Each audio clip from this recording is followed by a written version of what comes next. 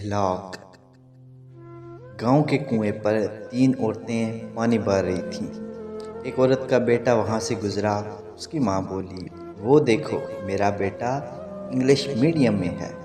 تھوڑی دیر بعد دوسری عورت کا لڑکا گزرا۔ اس کی ماں بولی، وہ دیکھو میرا بیٹا CBSI میں ہے۔ تیسری عورت کا بیٹا وہاں سے گزرا۔ دوسرے بیٹوں کی طرح اس نے بھی اپنی ماں کو دیکھا اور ماں کے پاس آیا۔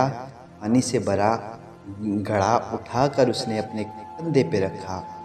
دوسرے ہاتھ سے بھری ہوئی بالٹی اٹھائی اور ماں سے بولا، چل ماں گھر چل۔ اس کی ماں بولی، یہ میرا بیٹا مدرسے میں پڑھتا ہے۔ اس کی ماں کے چہرے کی خوشی دیکھ کر باقی دونوں عورتوں کی نظریں جھک گئیں۔ اس کہانی کا مطلب صرف یہ ہے کہ لاکھوں روپے خرچ کر کے بھی تمیز اور اخلاق نہیں سیکھے جا سکتے۔